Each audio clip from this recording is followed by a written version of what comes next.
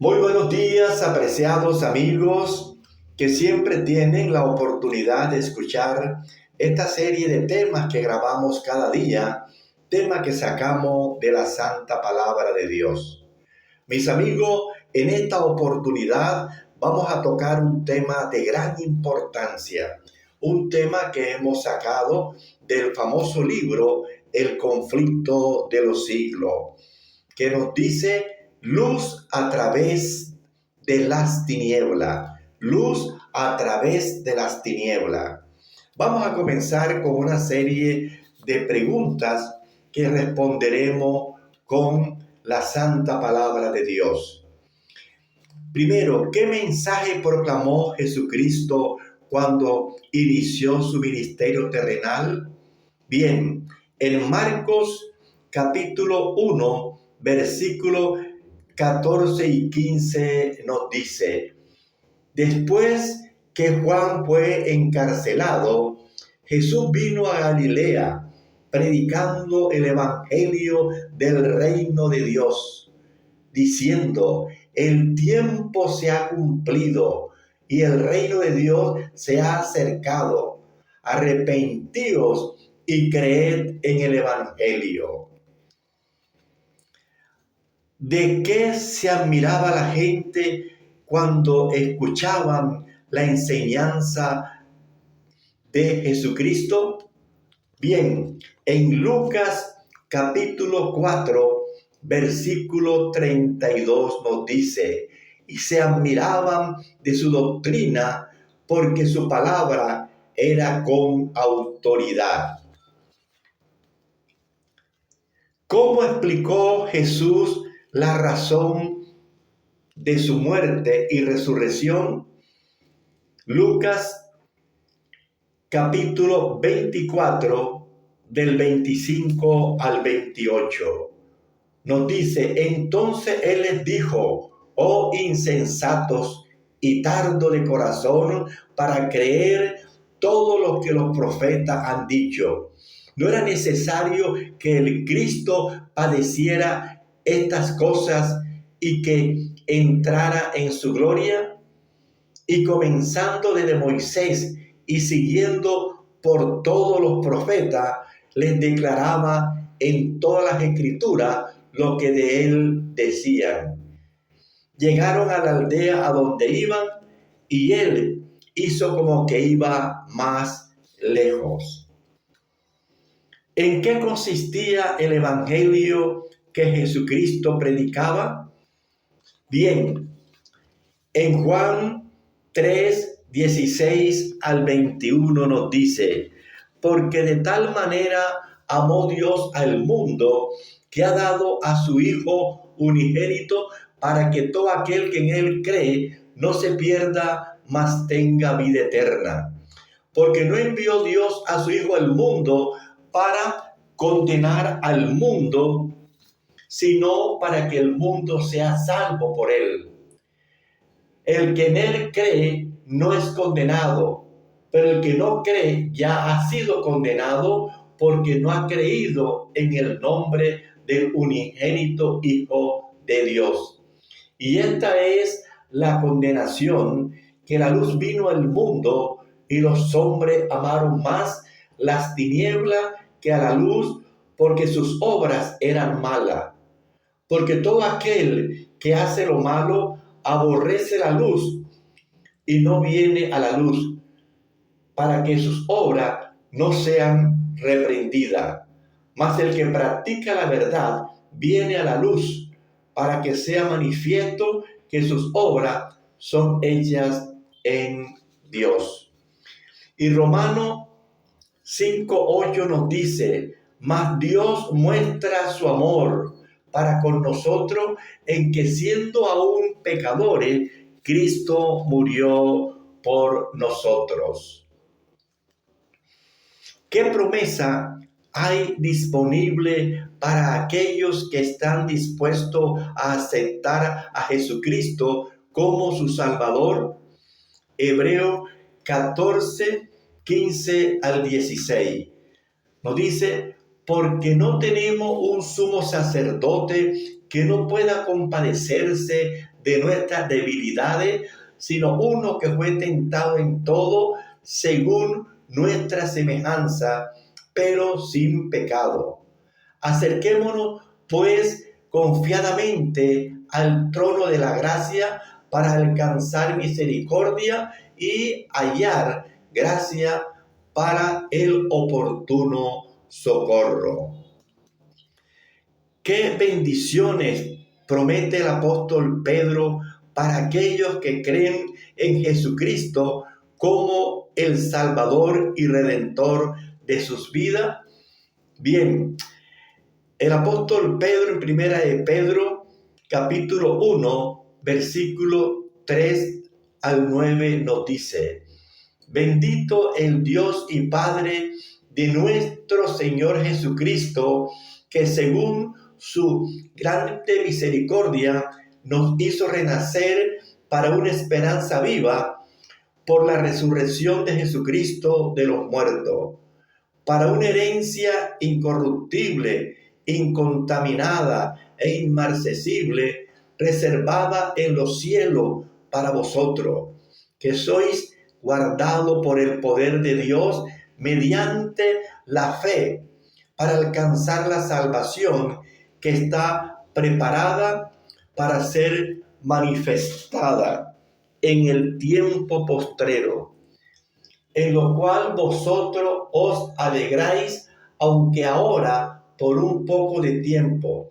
si es necesario, tengáis que ser afligidos en diversas pruebas, para que, sometida a prueba vuestra fe, mucho más preciosa que el oro, el cual, aunque perecedero, se prueba con fuego, sea hallado en alabanza, gloria y honra cuando sea manifestado Jesucristo, a quien amáis sin haberle visto y en quien creyendo, aunque ahora no lo veáis, os alegráis con gozo inefable y glorioso, obteniendo el fin de vuestra fe, que es la salvación de vuestras almas.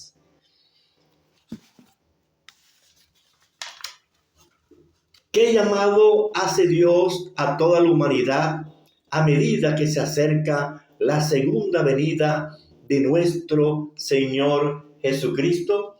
Bien, en Apocalipsis 14, versículos 6 y 7 nos dice: vi volar por en medio del cielo a otro ángel que tenía el evangelio eterno para predicarlo a los moradores de la tierra, a toda nación, tribu, lengua y pueblo, diciendo a gran voz: temed a Dios y dadle gloria, porque la hora de su juicio ha llegado. Y adorad a aquel que hizo el cielo, la tierra, el mar y la fuente de las aguas.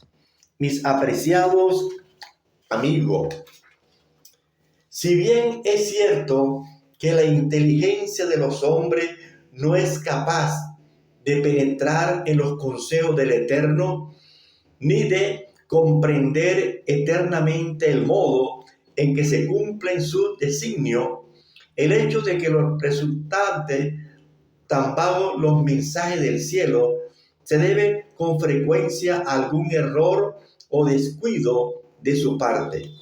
A menudo la mente del pueblo y hasta de los siervos de Dios es ofuscada por las opiniones humanas, las tradiciones y las falsas enseñanzas de los hombres, de suerte que no alcanzan a comprender más que parcialmente las grandes verdades que Dios reveló en su palabra. Así les pasó a los discípulos de Cristo, cuando el mismo Señor estaba con ellos en persona. Su espíritu estaba dominado por la creencia popular de que el Mesías sería un príncipe terrenal que exaltaría a Israel a la altura de un imperio universal. Y no pudieron comprender el significado de su palabra, cuando les anunció sus padecimientos y su muerte. El conflicto de los siglos, página 345. Mis apreciados amigos, el trono de la gracia representa el reino de la gracia, pues la existencia de un trono envuelve la existencia de un reino. En muchas de sus parábolas, Cristo emplea la expresión el reino de los cielos para designar la obra de la gracia divina en los corazones de los hombres. Asimismo, el trono de la gloria representa el reino de la gloria y es a este reino al que se refería el Salvador en las palabras: cuando el Hijo del Hombre venga en su gloria y todos los santos ángeles con él, entonces se sentará en su trono de gloria y serán reunidas delante de él todas las naciones. Mateo 25, 31 al 32. Este reino está aún por venir. No quedará establecido sino en el segundo advenimiento de Cristo. El reino de la gracia fue instituido inmediatamente después de la caída del hombre, cuando se ideó un plan para la redención de la raza culpable.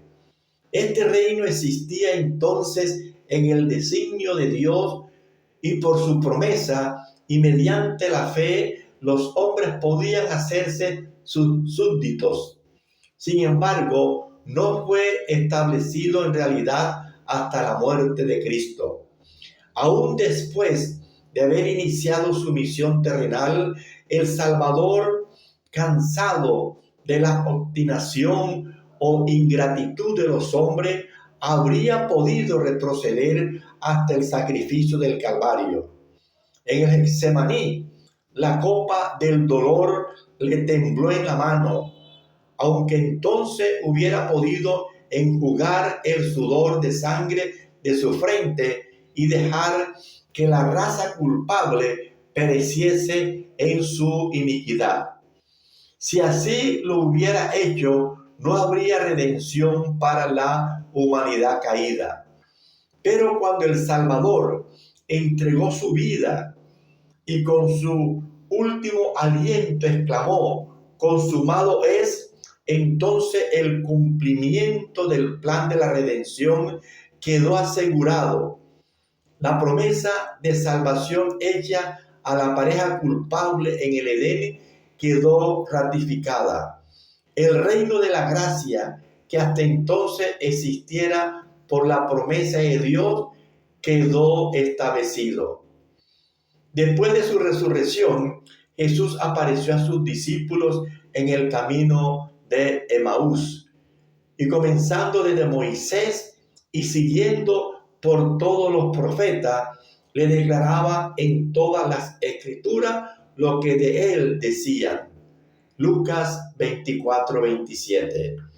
Los corazones de los discípulos se conmovieron, su fe se reavivó y fueron reengendrados en esperanza viva, aún antes de que Jesús les revelase a ellos. El propósito de este era iluminar su inteligencia y fundar su fe en la palabra profética más segura.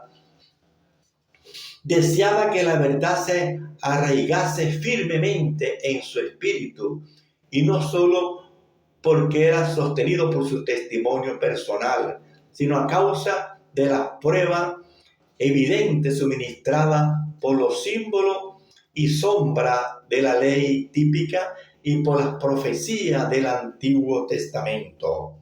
Amigo, era necesario que los discípulos de Cristo tuviesen una fe inteligente, no solo en beneficio propio, sino para comunicar al mundo el conocimiento de Cristo. Y como primer paso en la comunicación de este conocimiento, Jesús dirigió a sus discípulos, a Moisés y a todos los profetas. Tal fue el testimonio dado por el Salvador resucitado en cuanto al valor e importancia de las Escrituras del Antiguo Testamento. Este libro, El conflicto de los siglos, páginas 348 y 349. Mi amigo, el Señor dice, nunca jamás será mi pueblo avergonzado. Joel 2:26. Por la noche durará el lloro y a la mañana vendrá la alegría. Salmo 35. Cuando en el día de la resurrección estos discípulos encontraron el Salvador y su corazón ardieron al escuchar sus palabras, cuando miraron su cabeza, sus manos y sus pies que habían sido heridos por ellos, cuando antes de su ascensión Jesús los condujo hasta cerca de Betania y levantando sus manos para bendecirlos, les dijo, id por todo el mundo y predicad el evangelio a toda criatura. Y agregó, yo estoy con vosotros todos los días hasta el fin del mundo. Marcos capítulo 16, versículo 15. Mateo 28:20. Quiera Dios, apreciados amigos y hermanos, que este tema nos sirva de mucho en nuestra vida espiritual. Que cada día tengamos el deseo de seguir escudriñando la santa palabra de Dios. Mis amigos, te seguimos invitando para que escuches estos temas. En YouTube, tú anota Gustavo Pacheco N. O también anota @José Santiago 3736. Muchas gracias y que Dios siga guiando tu vida, amigo.